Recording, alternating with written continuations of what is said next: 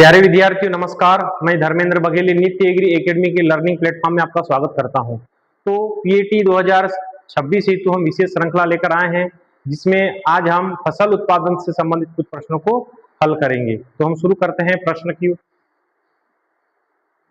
तो प्यारे विद्यार्थी, हमारा पहला प्रश्न है आज ग्राफ्टिंग। ग्राफ्टिंग में पौधे के नीचे वाला भाग क्या कहलाता है? तो ग्राफ्टिंग यह पौध प्रसारण की एक विधि है, जिसमें हम किसी एक अपना देशज पौधा है या देसी पौधे में जो है अच्छी किस्म के पौधे को जो है ग्राफ्ट करके एक नई वेराइटी या अच्छी वेराइटी का जो है विकास करना होता है। तो हम इसमें देखते हैं कि जो जैसे हम यदि पौधे में क्या कराएंगे, ग्राफ्टिंग कराएंगे, है ना, तो एक मात्रा तो पौधा होता है, क्या होता है, एक मात्रा तो पौधा होता है, और हम जो है एक किसी दूसरे पौधे की जो शाखा लेके आते हैं, है ना, इसको जो जोड़ा जाता है, जो नीचे वाला पौधा होता है ये रूट स्टॉक होता है।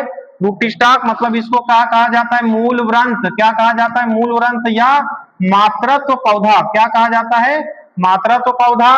और ऊपर जो रहता है इसको सियान या संकुर डाली, क्या कहा जाता है, संकुर डाली कहा जाता है। ठीक, तो हमारा सही ऑप्शन क्या होगा, संकुर डाली। जो निचले जो भाग होता है ना, जो नीचे वाला जो भाग होता, इसमें जो नीचे वाला जो भाग होता है उसको रूट स्टॉक कहते हैं। ठीक, और जो ऊपर वाला जो भाग होता है उसको संकुर डाली कहा जाता है। तो हमारा सही ऑप्शन क्या हो गया प्यारे विद्यार्थियों, रूट स्टॉक या मूल व्रंत कहा जाता है। ठीक है, और ऊपर वाले भाग को श्यान कहा जाता है ना। तो हम चलते हैं अगले प्रश्न की ओर। हमारा अगला प्रश्न है अमरूद, सीडियम ग्वाजावा निम्नलिखित में से किस फसल का, मतलब इसका जो वानस्पतिक जो नाम है सीडियम ग्वाजावा, इसके परिवार कौन से परिवार का पौधा है? ठीक, तो अमरूद क्या है, कौन से परिवार का पौधा है, इसके बारे में हमको बताना है। ठीक, तो अमरूद का नाम है सीडियम ग्वाजावा, यह जो है मिट्रेसी परिवार का पौधा है। ठीक, अब देखते हैं एनाकार्डियेसी। एनाकार्डियेसी जो है ये आम के पौधे का परिवार है। आम का नाम मेंजिफेरा इंडिका है। ठीक, तो एना का ये किसका है, आम का है ना। इसके बाद एक रूटेसी। रूटेसी जो होता है नींबू वर्गीय, क्या होता है, नींबू वर्गीय। नींबू वर्गीय पौधों का जो है परिवार होता है रूटेसी। रोजेसी जो होता है यह गुलाब का परिवार है, किसका है, गुलाब, रोजा इंडिका। ठीक है, तो हमारा सही ऑप्शन क्या होगा, अमरूद का परिवार कौन सा है, तो मिट्रेसी परिवार का पौधा है। ठीक, तो हम चलते हैं अगले प्रश्न की ओर। नींबू में कैंकर रोग किस कारक के कारण होता है? तो हम देखते हैं नींबू का कैंकर, या इसको जो है इसको सिट्रस कैंकर के भी नाम से जाना जाता है। क्या कहा जाता है, सिट्रस कैंकर, सिट्रस कैंकर के नाम से जाना जाता है। ठीक, यह जो बीमारी है जीवाणु जनित बीमारी है नींबू वर्गीय पौधे की। यह जो जीवाणु जो होता है, इसका जो बैक्टीरिया जो होता है कौन सा होता है, जेंथोमोनास सिट्री नामक जीवाणु के कारण होता है। तो हमारा सही ऑप्शन क्या है, जीवाणु। क्या है, जीवाणु, बैक्टीरिया। हम देखते हैं कवक। कवक के कारण जो होता है गमुप्सिस नामक एक डिसीज होती है ना, पौधे में विशेष प्रकार का गम निकलता है। गमुप्सिस किस कारण होती है, तो कवक के कारण होती है, फंगस के कारण होती है। फिर एक समस्या होती है डाइबैक। एक नींबू में एक समस्या होती है डाइबैक की, कौन सी बीमारी, डाइबैक नामक बीमारी होती है। तो डाइबैक में क्या होता है कि कुछ शाखाएं जो है सूखने लगती है ना। तो यह कॉपर की कमी के कारण होता है, किसके कारण, कॉपर पोषक तत्वों की कमी के कारण होता है। फिर एक होता है लिटिल लिप। लिटिल लिप मतलब छोटी पत्ती। छोटी पत्ती रोग जो एक होता है, यह जो है मैग्नीज तथा जिंक पोषक तत्वों की कमी के कारण होता है। तो हमारा सही ऑप्शन क्या प्यारे विद्यार्थियों, नींबू में कैंकर रोग किसके कारण होता है, तो जीवाणु के कारण होता है। ठीक, तो हम चलते हैं अगले प्रश्न की ओर। लासोटा का टीका किस बीमारी को रोकने के लिए किया जाता है? ठीक, तो लासोटा जो है ना, F1 टीका होता है। यह जो है यह किसमें लगाया जाता है, तो रानीखेत न्यूकेस्टल नामक बीमारी जो होता है मुर्गियों का, यह विषाणु जनित बीमारी है ना। तो इसमें लासोटा का टीका लगाया जाता है। ठीक, इसके बाद हम देखते हैं खुरपका मुंहपका में। तो खुरपका मुंहपका में जो है पशुओं की बीमारी है, यह वायरस जनित बीमारी है। इसको रक्षा FMD रक्षा का टीका लगाया जाता है। ठीक, तो हमारा सही ऑप्शन क्या होगा, रानीखेत। ठीक है, तो हम चलते हैं अगले प्रश्न की ओर। इनमें से कौन सी एक अंतरासस्यन इंटरक्रॉपिंग पद्धति नहीं है ना? तो हम ऑप्शन के अनुसार देखते हैं इसमें। तो प्यारे विद्यार्थी, हम देखेंगे कि इनमें से कौन सी इंट्रा क्रॉपिंग मतलब इंटरक्रॉपिंग का उदाहरण या पद्धति नहीं है। तो हम देखेंगे पहला ऑप्शन मिश्रित खेती या मिक्स फार्मिंग। यह क्या, यह खेती का प्रकार है। यह क्या है, खेती का एक प्रकार है जिसमें फसल उत्पादन के साथ साथ पशुपालन, मुर्गी पालन, मछली पालन, विभिन्न जो है सहायक व्यवसाय किए जाते हैं, उसको मिश्रित खेती कहा जाता है। अब आता है दूसरा option relay cropping. Relay cropping को ओवरलैपिंग क्या कहा जाता है, ओवरलैपिंग क्रॉपिंग तथा नॉन सीक्वेंशियल क्या कहा जाता है, नॉन सीक्वेंशियल कहा जाता है ना। अब रिले क्रॉपिंग क्या है, जब हम एक फसल की कटाई के पूर्व, जब पहली फसल की कटाई के पूर्व ही दूसरी फसल की बुआई कर देना, ठीक है, यह रिले क्रॉपिंग कहलाता है। इसमें जो होता है कि हम धान के खड़ी फसल में अलसी या खेसारी की फसल को जो है खड़ी फसल में बो दिया जाता है, इसको रिले क्रॉपिंग, ओवरलैपिंग या नॉन सीक्वेंशियल क्रॉपिंग कहा जाता है। ठीक, जो रिले क्रॉपिंग का जो कॉन्सेप्ट है शेरसिंह बेंस द्वारा दिया गया था। फिर हम देखते हैं पंक्ति अंतरासस्य रो इंटरक्रॉपिंग, मतलब किसी एक फसल की दो लाइनों के बीच में किसी दूसरी फसल की लाइन लगाना या पौधे बोन लगाना ही क्या कहलाता है, अंतरा पंक्ति या इंटरक्रॉपिंग कहलाता है। अब बहुमंजिला, जो बहुमंजिला जो होता है मल्टी स्टोरेज, मतलब किसी प्रक्षेत्र में या किसी गार्डन में विभिन्न ऊंचाई वाली फसलें एक साथ लगाना ही क्या कहलाता है, बहुमंजिला फसलें कहलाती है।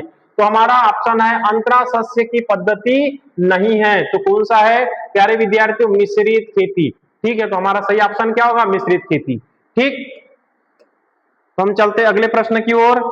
रनर वह पादप सामग्री है जो किसके वनस्पतिक प्रजनन में प्रयुक्त की जाती है। हम देखते हैं कि यह एक वानस्पतिक प्रसारण की विधि है ना। तो हम देखते हैं रनर, जो रनर के द्वारा जो होता है किसमें होता है, तो हम देखते हैं केला, बनाना में जो होता है सूडो सकर के द्वारा होता है। किसके द्वारा होता है, सूडो सकर के द्वारा या राइजोम के द्वारा जो है प्रसारण होता है। फिर हम देखते हैं पाइनएप्पल, पाइनएप्पल के द्वारा जो होता है ना, स्लिप्स के द्वारा होता है। किसके द्वारा होता है, स्लिप्स के द्वारा होता है। इसके बाद बेर, बेर में जो होता है रिंग बडिंग की जाती है। किसके द्वारा होती है, रिंग बडिंग के द्वारा, है ना, रिंग बडिंग किया जाता है। तो हमारा सही ऑप्शन क्या है, स्ट्रॉबेरी। स्ट्रॉबेरी जो रनर, जो वानस्पतिक जो प्रजनन होता है, प्रसारण होता है, किसमें होता है रनर, तो स्ट्रॉबेरी के द्वारा। केले में किसके द्वारा होता है, सूडो सकर के अनुसार होता है। ठीक, पाइनएप्पल में जो है स्लिप्स लगाया जाता है, बेर में रिंग बडिंग किया जाता है। ठीक, तो हमारा सही ऑप्शन है स्ट्रॉबेरी। ठीक, तो हम चलते हैं अगले प्रश्न की ओर। वनस्पतिक प्रजनन के दौरान कौन सा पादप वृद्धि हार्मोन अधिकतर प्रयुक्त होता है।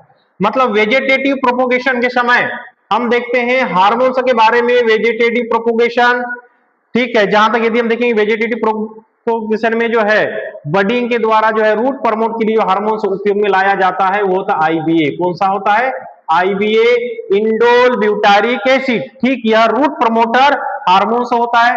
तो आईबीए, आईबीए किसका भाग है, ये ऑक्सिन का भाग है। किसका भाग है, ऑक्सिन का भाग है। ठीक, तो वानस्पतिक प्रजनन के लिए जो वेजिटेटिव प्रोपोगेशन की बात करेंगे तो हमारा ऑप्शन सही होगा ऑक्सिन।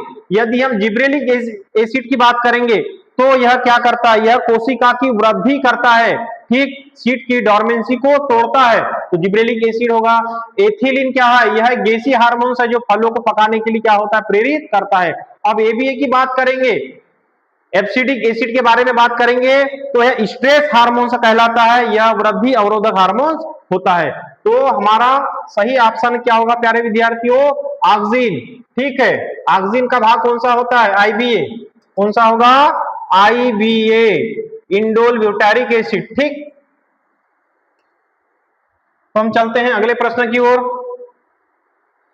हार्डवुड कटिंग मुख्य रूप से किसका वानस्पतिक प्रजनन है। यदि हम देखेंगे कि पौध प्रसारण विधि में विभिन्न विधियां अपनाई जाती है, तो कटिंग जो होता है इसमें हार्डवुड कटिंग होता है, सॉफ्टवुड कटिंग होता है।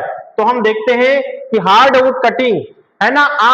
आम में जो है वीनियर ग्राफ्टिंग, इनार्चिंग आदि के द्वारा जो है वानस्पतिक प्रसारण होता है। ठीक, उसके बाद देखते हैं अनार जो पोमग्रेनेट होता है इसमें हार्डवुड कटिंग के द्वारा ही जो है किया जाता है अनार में। हम देखेंगे इसके बाद अनार के बाद अंगूर, किसमें, अंगूर में। ठीक, हार्डवुड कटिंग का। यदि हम सॉफ्टवुड कटिंग में है तो हम किसका उपयोग करेंगे, साइवंथी क्राइसेंथम का उपयोग करेंगे। हम देखेंगे सिट्रस में जो है ना, यह सीड के द्वारा तथा यह कटिंग के भी बडिंग के द्वारा होता है। ठीक है, हम देखें बेर में जो होता है वानस्पतिक प्रसारण रिंग बडिंग के द्वारा किया जाता है। ठीक, तो हमारा सही ऑप्शन क्या होगा प्यारे विद्यार्थियों, हम देखेंगे हार्डवुड कटिंग किसका होता है, तो पोमग्रेनेट अनार का।